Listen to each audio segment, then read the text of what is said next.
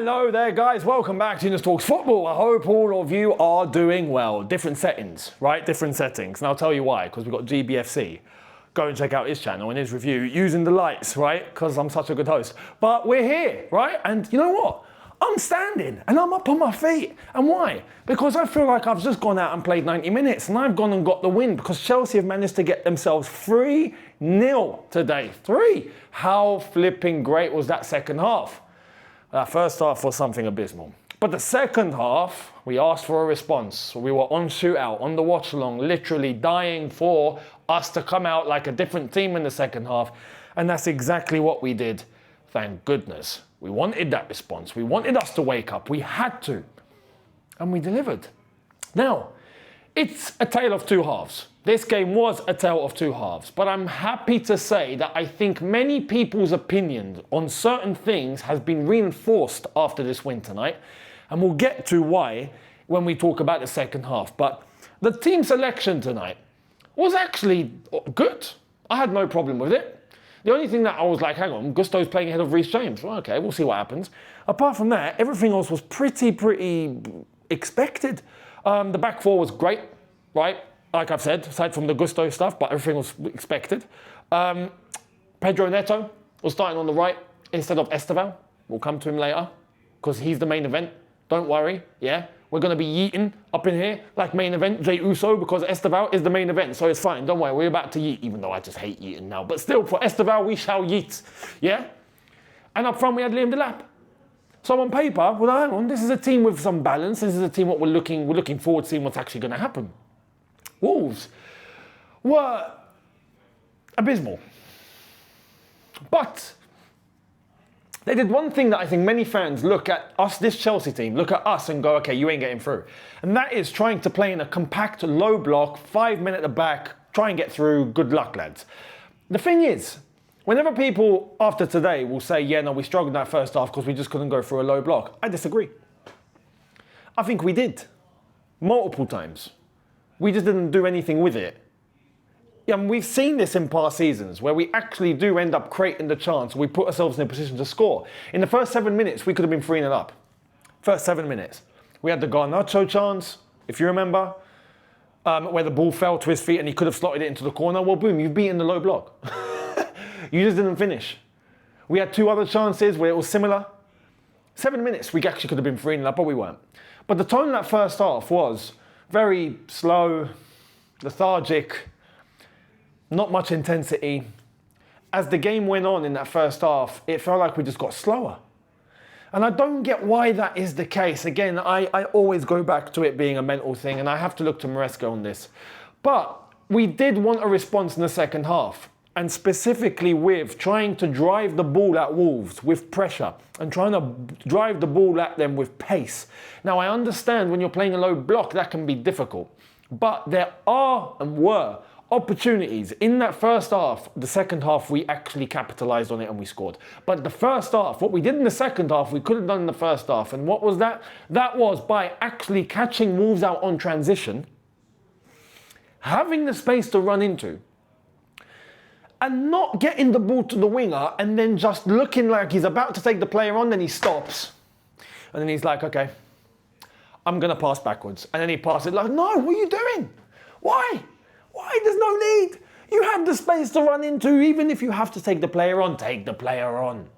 And that's the risk taking that I feel like we don't take enough. That comes from Enzo Maresca. I'm sorry, it has to. Because as a manager, you see that, you correct that instantly, and then you start to see your players actually take a little bit more risk. I think he likes to play it safe, just on the pretense of, look, we're going to create enough chances here, we're going to score. Just 1 + 1 = 2. Input equals output. That's it. We're going to create enough, I'm sure. As long as we put one, we will put the next one away, we'll be fine. But there's no assurance on that, especially the way that we are. Those moments sometimes frustrate me, but that was the story of the first half. There wasn't enough of that. There wasn't enough risk-taking. There wasn't enough of players in their roles in attack actually doing enough. Now, I don't look to Liam Delap and say that you were rubbish. No, he was quiet, yes. Quiet as a striker doesn't always equate rubbish. It can if you see that the striker is not doing what he needs to do. If everyone around is actually bringing the ball near to the striker and the striker's not doing anything to make himself available, yes, fully on the striker. Liam Delap, as far as I'm concerned, was doing everything he could with the movement that he was making in order to try and make himself available. João Pedro was the one who had a stinker of a first half, but a much better second half. And I think there's a reason. João Pedro in that first half had opportunities to get himself into pockets of space that would make himself available as the 10 in order to try and link everyone together. We were sometimes playing with a hole in the middle, going to the wing, and João Pedro is marked out of the game and not actually moving. Why? Now, when we see how he played in the second half, it all goes to a certain individual. And it's not just about João Pedro either. It's about the entire attack. And this is where I get curious and I say, you know what, because Liam Delap got taken off. I'd like to see what Liam Delap would have done with this individual unlocking everything as well. But we shall see with time. But later on, we took off Liam Delap to bring on the key. Now, who was the key? Estevao. This boy is... Actually, not boy. This young man is special. And I think enough is enough. Enzo Maresca, what more does this lad need to do in order to prove that he needs to start these games? Now, everyone can look at this sort of game and correctly say, even Enzo Maresca, that he managed the game really well. And the subs that he made changed the game and we won 3-0. Yes, but I argue, if we start with a player like Estevao, we wouldn't need to think about correcting a second half. We would have had the game killed long before. Now, I'm glad that it ended up the way that it did, but my point now is that you need to do these things in order to find out. Fair enough. We have found out. Fair enough. Estevao needs to start Premier League football now, man. He needs to start these games. What more does he need to do? The guy is special. He is just so naturally gifted. He's nutmegging players for fun. He's linking and providing assists. He's got vision like you'd never think he would have. He's doing all sorts and creating all sorts of danger. And the one thing that I mentioned about the first half that we didn't do with a player on those wings being able to drive and take the risk and get past players, Estevao can do. He can do. Now, Enzo Maresca done something very interesting because later on, obviously he brought on Estevao, but he also later on brought on Reece James for Malo Gusto, Mark Gu for Pedro Neto, Andre Santos for Enzo Fernandez, Jamie Gittins for João Pedro. Those were subs that we saw on both ends of the goals that we had witnessed. So, with the goals itself, Gusto to make it 1-0. Nice ball into the box, right? Great ball into the box from Garnacho on that left-hand side. And this was an argument that I was making in that first half, is that I feel like we didn't actually bomb the ball into the box enough. We got Liam Delap there, you might as well do it. I don't feel like we did so enough. On top of not taking the risk to drive at defenders and drive at the fullbacks, but Garnacho provided such a great ball and Malo Gusto was back post, tucks it in. Great shout from George on the watch-along, by the way, on Shootout. Again, if you've not seen that or you've not watched the watch-along, what are you doing? Make sure you're subscribed to Shootout. Make sure you're subscribed to the extra content you're getting alongside Younes Talks Football. You're getting me on someone else, so you'll get somewhere else with George as well.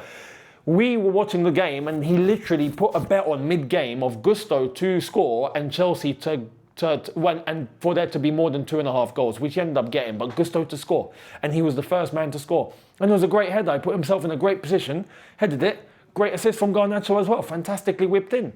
Then, not too long after, 15 minutes later, just about, we had João Pedro. Now, this was 2 minutes after Estevao had come on. And we saw Estevao have the impact that we've been waiting to see. He comes on, boom, game changed. 2 minutes later, he's on that right-hand side, he drives past his player, he cuts the ball in, it lands to João Pedro. João Pedro, in the position that he now needs to be in, scores 2-0.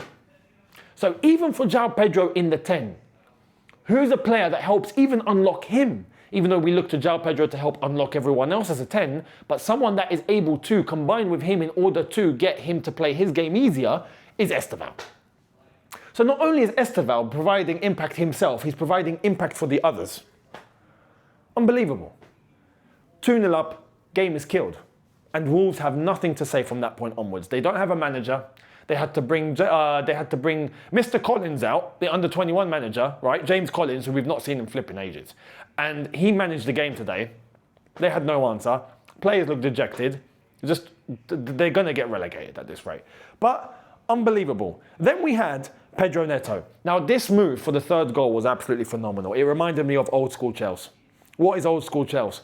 You catch your opponent on transition, go, direct, boom, counter-attack, bing, bash, bosh, goal. Thank you very much.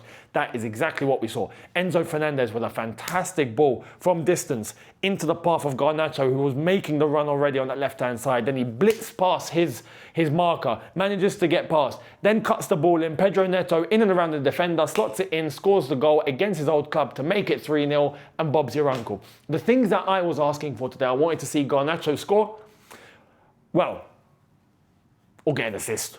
And we got that. We got 2. I wanted to see Pedro Neto score or get an assist. We got a goal. I wanted to see Estevao get a goal, but he got an assist. Fantastic. But the impact from Estevao was just phenomenal. I wanted to see João Pedro score. We got that. The only thing I wanted to see that we didn't get was Liam Delap. But this is where I ask now, if the impact that Estevao has had on players like even João Pedro, or even later, Jamie Gittins got brought on onto the right-hand side, and we saw him combining with Estevao, and that was looking pretty fluent. That's a good experiment from Enzo Maresca, by the way. I want to see what Gittins is like on that right-hand flank, and I don't feel like he had enough time, but I'm curious. I am curious to see what that looks like. I am. So that's another thing. But the impact that Estevao has had on all of his teammates, I want to see what he does with Liam Delap. That's got me asking question marks. So let's wait and see. But overall, look, we had the situation, we fixed it, we sorted it, we got the job done, and now all of a sudden, we're up into second. It's amazing how that works, isn't it? Arsenal dropped points. Arsenal conceded 2. Arsenal are not breaking our record. At this rate, I don't think it's going to happen. They need to concede less than 10 for the rest of the season. Good luck, it's not happening. You will never beat Chelsea. But that's the situation that went our way. United, Tottenham drew, fantastic. We've got Man City, Liverpool tomorrow. We'll see what happens. Hopefully they draw. We're going to be in the top 4. And we're going to be 6 points behind Arsenal. And we've got to play Arsenal very soon. So all of a sudden, we're having different conversations to how it was when we were in 9th not too long ago. Do you remember? Now, everything can still flip on its head. This is why we have to take it game by game. And we have to take it cautiously up until Christmas, and we'll know what the situation could be then. Or we'll begin to really see, like, yeah, okay, this is how it's panning out. So, very, very good comeback. Well, not comeback, turnaround, should we say, for that second half. Great second half, despite a very poor first half. Corrected the mistake. We got 3 points. We killed the game off. Some great performances in that second half from a lot of individuals. The midfield as well. Caicedo doing his thing. Enzo, I thought, had a really good game. I want to say Malo Gusto had a very good game. He got the goal as well. Fantastic from him. So well done to him. The back line was very secure. Fofana, Chalobah played well. Fofana lasted 90 minutes too. Fantastic. Sanchez, not made a mistake in quite a while now. I'm very happy to say. I'm very happy to see. So consistency now. Consistency now. This is a game where we can learn a lot of lessons from. This is bottom of the league Wolves, where that first half shouldn't have happened, but we corrected it all in the second half, and I think that's credit to Maresca for half-time as well. But there are things that we can see that we know we need to run with from the beginning of each game, and I think the prime one that everyone is going to, just even non-Chelsea fans are probably going to look at this game and go, oh my goodness, that kid is a danger, and that's Estevao. Please, for the love of all that is holy, that exists in football, can Enzo Maresca can he start Estevao in every Premier League game from now on, please? We need him. This game could have been killed long before. Estevao special. Let's run. Let me know your thoughts. Much appreciated. Subscribe, notification bell on. Make sure you're here tomorrow for what could be a double upload, including news videos. Make sure you're here, and I'll catch all of you then as we walk off with 3 points, up into second. Yeet. Peace.